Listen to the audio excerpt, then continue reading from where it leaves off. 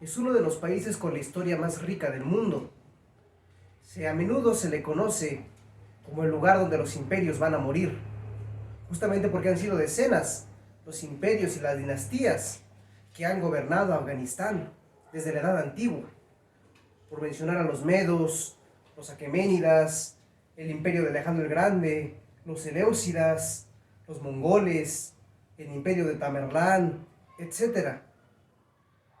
Además, Afganistán tiene una historia moderna extremadamente compleja. Pasó de ser una monarquía constitucional a ser una tiranía, y de ser una tiranía pasó a ser una república socialista, y posteriormente un régimen totalitario gobernado por los extremistas del bando talibán. ¿Pero por qué? ¿Cuáles han sido los factores decisivos que han formado la historia de Afganistán y cómo han influenciado en la organización política y jurídica de Afganistán a día de hoy? Todos estos puntos los abordaré en este video. Afganistán tiene sus fronteras al oeste con Irán, al noroeste con Turkmenistán y con Uzbekistán, al este con Pakistán y al noreste con Tayikistán y con China. Su capital es Kabul. Poco se sabe de las antiguas ciudades-estado. Solo se sabe que los habitantes de la región norte de Afganistán, conocida como Bactriana, estaban conectados con otros pueblos asiáticos, mientras que los habitantes del sureste estaban influenciados por la civilización del Valle del Indo. Los medos fueron el primer imperio en conquistar Afganistán, y su dominio sobre la región duró poco más de un siglo. A los medos les siguió el imperio aquemenida persa. Los persas desplazaron a los medos y dividieron el imperio en satrapías para administrarlo mejor. Posteriormente llegaría el imperio de Alejandro de Macedonia. La religión, el lenguaje y la cultura persa eran prevalentes en lo que hoy en día es Afganistán, con pequeñas minorías budistas y griegas que los persas habían reubicado de sus provincias occidentales en el siglo anterior. Alejandro encontró gran resistencia en la región de Bactriana, por lo que tuvo que casarse con la princesa Roxana, con el fin de asegurar un lazo con el pueblo bactriano y un acceso a India a través del paso de Caibén. Alejandro fundó colonias griegas que pasarían a ser importantes centros políticos, económicos y comerciales en la región de Afganistán. Los seleucidas fueron los sucesores del imperio de Alejandro. El imperio fue fundado por Seleuco I Nicátor, un antiguo general de Alejandro. Bactriana y otros territorios al sureste serían perdidos ante el imperio Maurya. Posteriormente, al norte, Partia y el reino greco-bactriano se rebelaron ante el dominio seleucida y rápidamente controlaron el comercio terrestre desde y hacia China e India. El imperio seleucida entraría en decadencia al no poder seguir con la guerra, mientras que el reino greco-bactriano creció y se expandió hasta que se dividió finalmente en dos. Se debilitó ante la guerra contra los partos y por las invasiones de las tribus nómadas, que terminaron con el control de los greco-bactrianos en el este. Los partos terminan llenando el vacío de poder dejado en el este por los greco-bactrianos. El reino de Partia se dividiría en dos, y surgiría entonces el reino de Surel, o reino indoparto.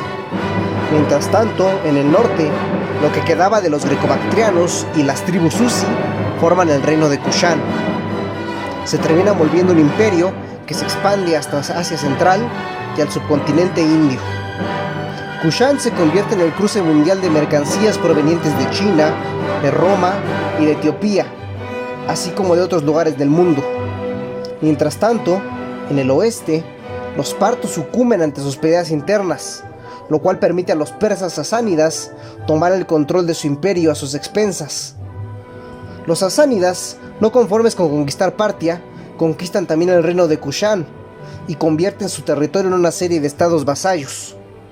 Pero los persas serían últimamente desplazados por el califato de Rashidun, después lo que sería el califato Omeya y por último el califato Abbasid.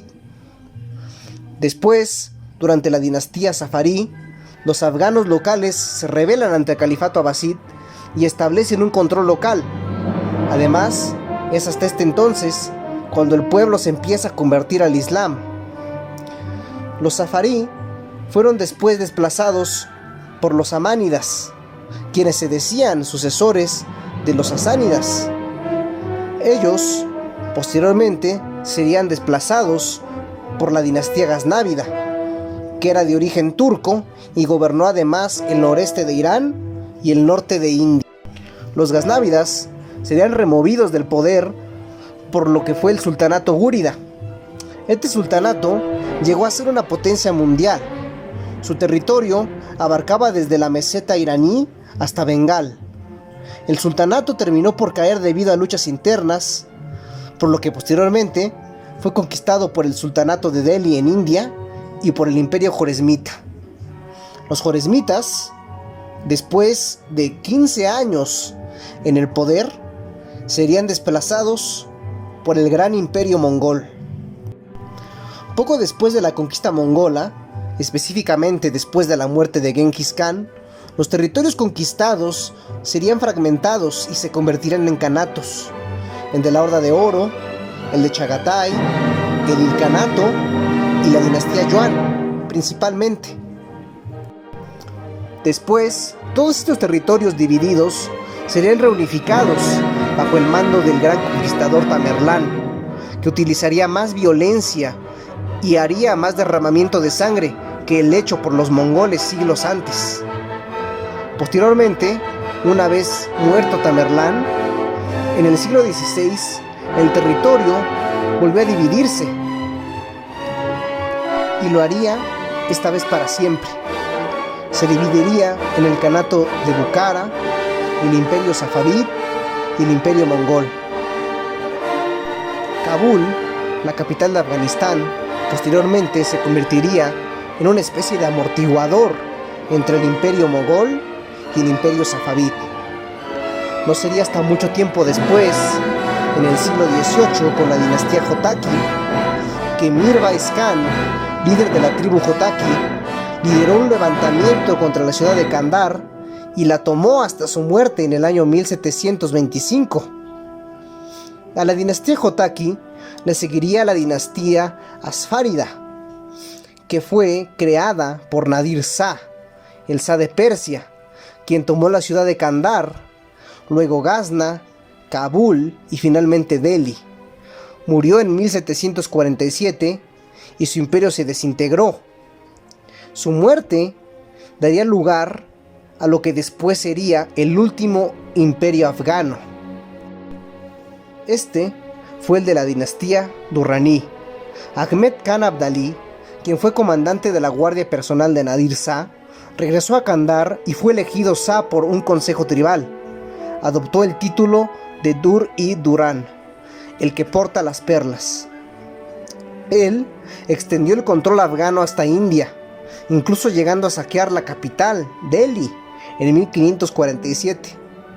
La dinastía Durrani es considerada el origen del estado moderno de Afganistán tal como se conoce hoy, y Ahmed Khan Abdali es considerado el fundador de Afganistán.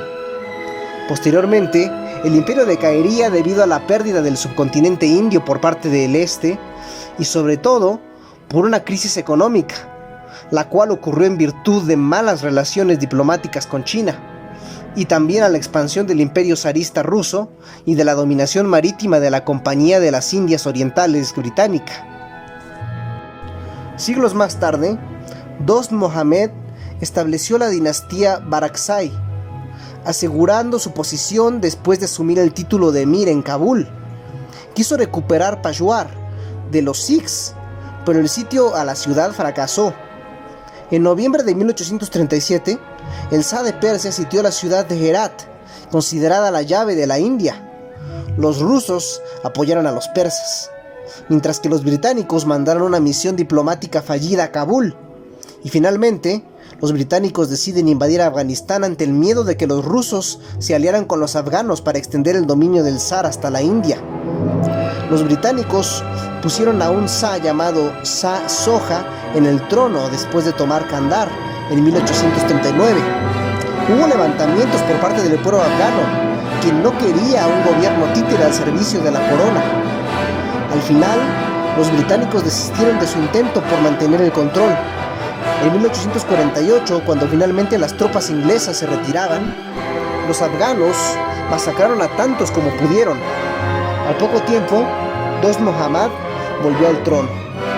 Décadas más tarde, las relaciones diplomáticas entre la corona británica y el gobierno afgano seguían siendo tensas, y las tensiones escalaron hasta que en 1879 el asesinato de un agente diplomático británico desencadenó una nueva guerra. Ese mismo año, los ingleses volvieron a tomar Kabul y no se marcharían hasta 1881. En 1893, durante el gobierno de Abd al-Rahman Khan, los británicos y los rusos trazaron los límites del Afganistán moderno. La línea Durand sirvió para dividir zonas de responsabilidad para mantener la ley y el orden entre la India británica y Afganistán.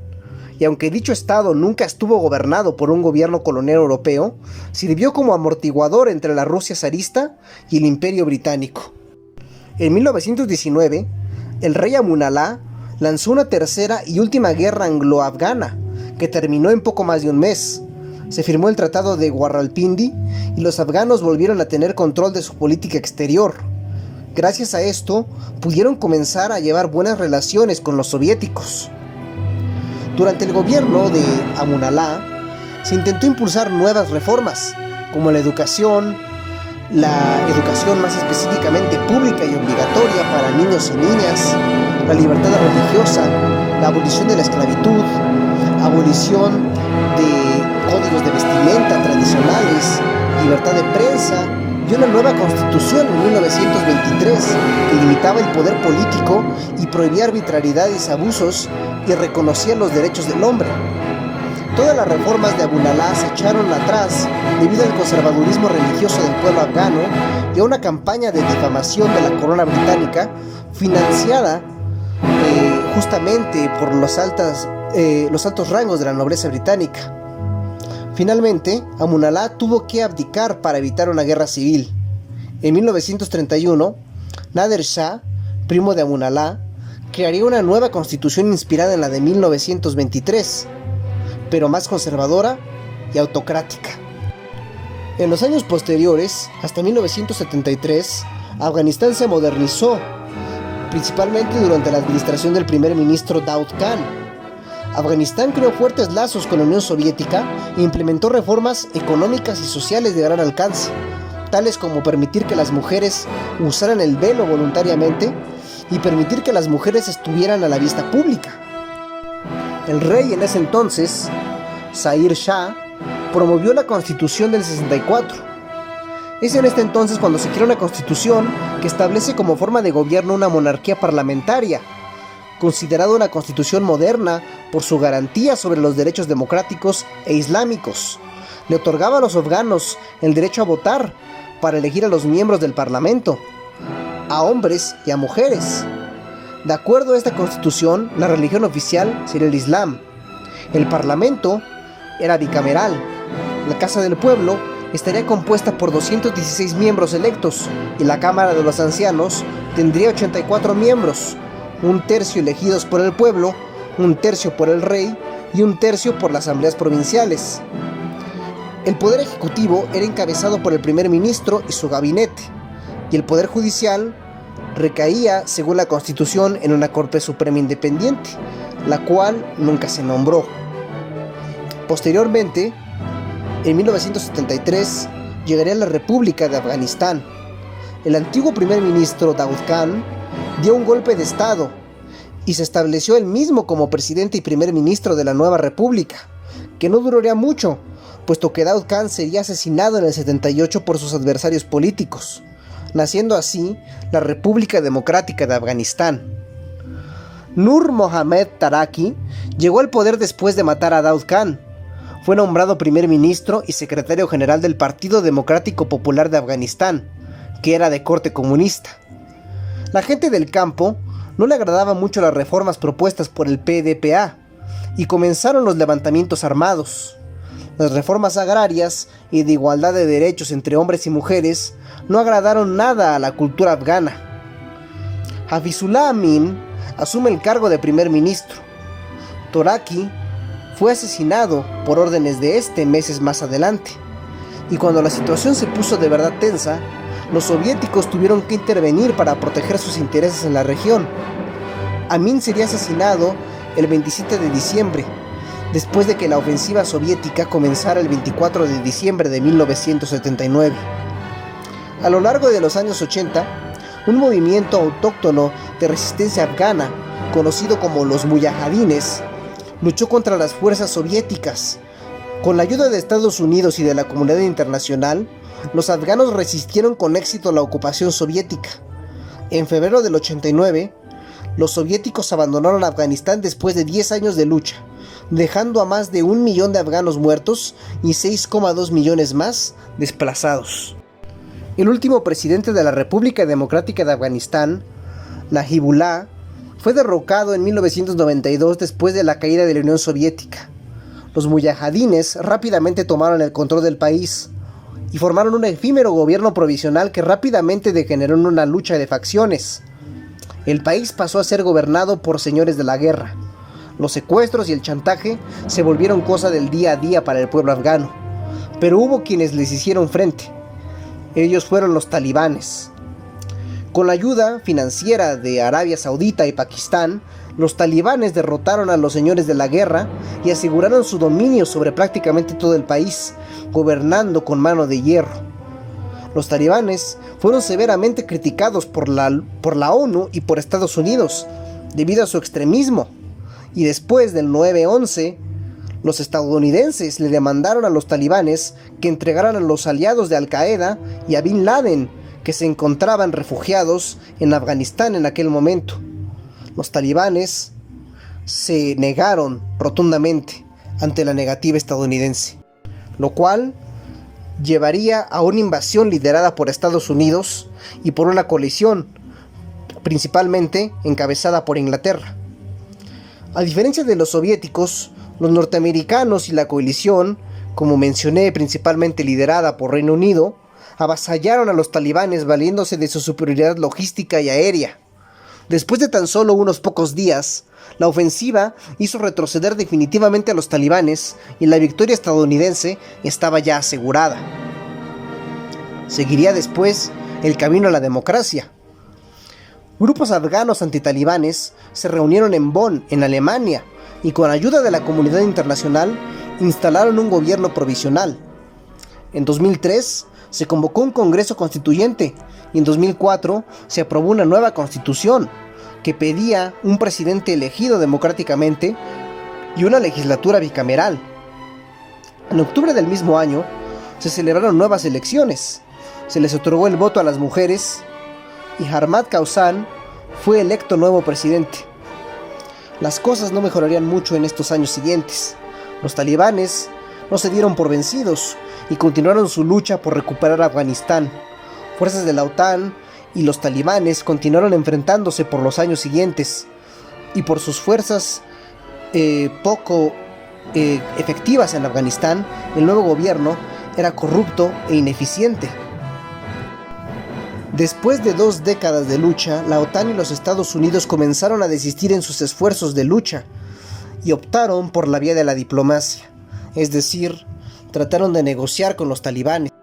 La debilidad estadounidense se vería cada vez más y más ascendente.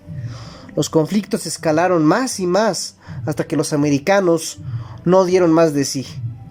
El 15 de agosto del año 2021, las tropas afganas cayeron ante la ofensiva talibán, y el 30 de agosto del mismo año, los estadounidenses saldrían huyendo tal como lo hicieron en Saigón en el 73, y los talibanes regresarían al poder, y el pueblo afgano le esperarían tiempos oscuros.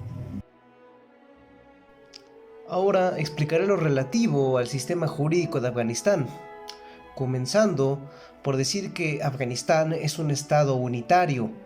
Su forma de gobierno es la República Democrática Presidencialista, esto antes del regreso del Talibán, por supuesto. En cuanto a su sistema jurídico en sí, pertenece a una familia mixta, ya que es una mezcla entre el common law y el sistema religioso. El poder ejecutivo recae en el presidente, sus vicepresidentes y los ministros. El poder legislativo recae en la Asamblea Nacional. El poder judicial en la Suprema Corte, en los tribunales de apelación y en los tribunales primarios. Posteriormente tenemos la Loya Jirga, que es la máxima representación de la voluntad del pueblo afgano. Ahora, en cuanto a la Constitución de 2004, esta se divide en 12 capítulos. El primero es el Estado. El segundo es derechos fundamentales y deberes de los ciudadanos. El tercero es el presidente. El cuarto, el gobierno. El quinto, la Asamblea Nacional. El sexto, la Loya Jirga. El séptimo, el Poder Judicial. El octavo, la Administración. El noveno, el estado de emergencia. El décimo, enmiendas. El onceavo, un misceláneo. Y el 12 son transitorios. A continuación explicaré lo referente a la organización política y jurídica de Afganistán que está prevista en la Constitución del 2004, antes del regreso de los talibanes en 2021. Comenzando con el presidente, quien es el titular del poder ejecutivo. Él es el jefe de Estado y jefe de gobierno. Es electo por sufragio universal, directo y secreto. Su periodo dura 5 años. El presidente debe ser ciudadano afgano y musulmán e hijo de padres afganos. Debe tener al menos 40 años y solo puede ser electo 2 veces. El presidente además es apoyado por 2 vicepresidentes nombrados por él. Estos vicepresidentes tienen las tareas que el propio presidente les designa, ya que la Constitución no especifica cuáles son las facultades que les corresponden. Además, el primer vicepresidente deberá suceder al primer presidente en caso de que éste muera. Lo mismo, el segundo vicepresidente deberá suceder al primer vicepresidente en caso también de que éste fallezca. Los requisitos para ser vicepresidente son los mismos que para ser presidente. Las obligaciones del presidente son las siguientes: ser comandante en jefe del ejército, dictar las líneas de la política con la aprobación de la Asamblea Nacional, declarar la guerra y la paz con aprobación de la Asamblea, convocar a la Loya Jirga, inaugurar las sesiones de la Asamblea y de la Loya Jirga, designar funcionarios tales como el fiscal general, los ministros de Estado, al director del Banco Central, al director de Seguridad Nacional y a los ministros de la Suprema Corte. Estos últimos deben ser ratificados por la Cámara del Pueblo. Nombrar a los funcionarios o agentes diplomáticos de Afganistán en el extranjero y aprobar leyes y decretos judiciales, entre otros. Luego tenemos también a los ministros que integran el gabinete del presidente. Estos pueden ser nombrados de entre los miembros de la Asamblea o desde afuera. Deben ser no menores a 35 años, deben tener educación superior, experiencia y buena reputación, además de ser ciudadanos afganos. Los deberes de los ministros son los siguientes: ejecutar las leyes y las previsiones constitucionales, preparar el presupuesto, mantener la ley y el orden, implementar programas de implementación de desarrollo social, cultural, tecnológico y económico, rendir cuentas a la Asamblea Nacional y otros deberes de acuerdo con la Constitución. La Asamblea Nacional es el órgano legislativo más alto y representa la voluntad del pueblo. Está integrada por 2 cámaras, la Cámara del Pueblo y la Cámara de los Ancianos. La Cámara del Pueblo es electa por sufragio universal, libre y secreta, con 250 miembros en total. Las elecciones para los miembros de esta Cámara deben hacerse de 30 a 60 días antes de que se termine el periodo de la Cámara del Pueblo anterior. Se debe tener como mínimo 25 años para poder ser electo miembro de la Cámara del Pueblo. Esta Cámara tiene las siguientes facultades: decidir el desarrollo de los programas, así como el presupuesto estatal, aprobar o rechazar nombramientos de acuerdo a lo dispuesto en la Constitución, puede nombrar una comisión para investigar acciones del gobierno, entre otras. Luego tenemos la Cámara de los Ancianos. Esta cámara se elige de una forma distinta. Un individuo es electo de cada consejo provincial por los miembros del propio consejo. Este individuo dura en el cargo 4 años. Después se elige un individuo por cada consejo de distrito de cada provincia.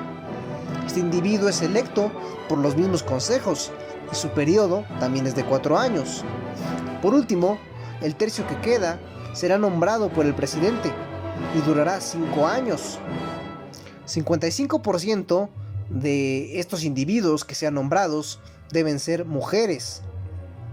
Y para ser miembro de la Cámara de los Ancianos se debe tener al menos 35 años. Esta Cámara no tiene facultades específicas como en el caso de la Cámara del Pueblo. Sin embargo, tiene la facultad, o más bien el deber, de entregar el programa de desarrollo a la Cámara del Pueblo. Este programa de desarrollo es a su vez entregado a la Cámara de los Ancianos por el Poder Ejecutivo. Y hay ciertas reglas que se deben seguir en esta Cámara. Cada Cámara debe nombrar un presidente, 2 diputados que operen como segundos al mando y un secretario que a su vez debe ser apoyado por un secretario asistente. La ley es lo que ambas cámaras acuerden y lo que ratifica el presidente. Si una cámara rechaza, se formará una comisión compuesta por miembros de ambas cámaras que deberán resolver la diferencia, y una vez aprobada la resolución deberá ser ratificada por el presidente y entonces entrará en vigor. Si la comisión no resuelve, esta división será considerada rechazada, y en tal situación la Cámara del Pueblo puede pasar la decisión si se aprueba por 2/3 partes de la sesión de la Cámara del Pueblo, sin necesidad de consultarle a la Cámara de los Ancianos. Y entonces la ley será promulgada una vez que sea ratificada por el presidente. La Asamblea tiene 2 sesiones regulares anuales. El término de ambas sesiones será de 9 meses cada año, y cuando sea necesario la Asamblea extenderá su término. Los deberes de la Asamblea son los siguientes: ratificar, modificar o abrogar leyes, aprobar el desarrollo de proyectos sociales, culturales, económicos y tecnológicos, aprobar el presupuesto estatal, así como obtener permiso para obtener u otorgar préstamos, crear, modificar o abrogar unidades administrativas, ratificar tratados o acuerdos internacionales y otras facultades que menciona la Constitución. Luego tenemos un poder especial, lo que es la Loya Jirga, que es considerada la máxima manifestación de la voluntad del pueblo afgano, y está compuesta por miembros de la Asamblea Nacional y por los presidentes de la Asamblea de Distrito, así como también de asambleas provinciales. Los ministros, el ministro presidente de la Corte y el fiscal general deben participar en la Loya Jirga, sin derecho a voto. La Loya Jirga deberá convocarse en las siguientes situaciones: para decidir problemas relacionados con la independencia, la soberanía nacional, la integridad territorial, y así como los intereses supremos de la nación afgana, así como para enmendar la Constitución y para proceder al presidente en caso de traición o por delitos contra la humanidad. Finalmente, el Poder Judicial es un órgano independiente compuesto por la Corte Suprema, que es el máximo órgano judicial, por los tribunales de apelación y por los tribunales primarios. Comenzando por la Corte Suprema, esta está compuesta por 9 ministros, que son designados por el presidente y ratificados por la Cámara del Pueblo. 3 miembros tienen un periodo de 4 años, otros 3 tienen un periodo de 7 años, y los otros 3 tienen un periodo de 10 años. El presidente debe nombrar como ministro presidente de la Suprema Corte a uno de ellos. Para ser ministro se requiere tener al menos 40 años, ser ciudadano afgano tener el más alto nivel educativo en estudios legales o jurisprudencia del Islam, así como ser experto y tener experiencia adecuada en el poder judicial afgano. También se debe tener buen carácter y reputación, no haber sido procesado por crímenes contra la humanidad, crímenes en general o por privación de derechos civiles, y no ser miembro de ningún partido político al momento de postularse para el cargo. Las salas en las que se divide la Suprema Corte son las siguientes: delitos civiles, penales, comerciales, militares y contra la seguridad y contra el interés público. 2 ministros por cada una de estas salas. Luego tenemos la Corte de Apelaciones. En el centro de cada provincia existe una Corte de Apelaciones que tiene las siguientes salas: penal, civil, seguridad pública, derechos públicos y derechos mercantiles. Y finalmente tenemos los tribunales primarios, que incluye todos los tribunales de primera instancia de la ciudad en el centro de las provincias, y también incluye a los juzgados de distrito, a los juzgados de menores, a los juzgados familiares y a las salas antinarcóticos.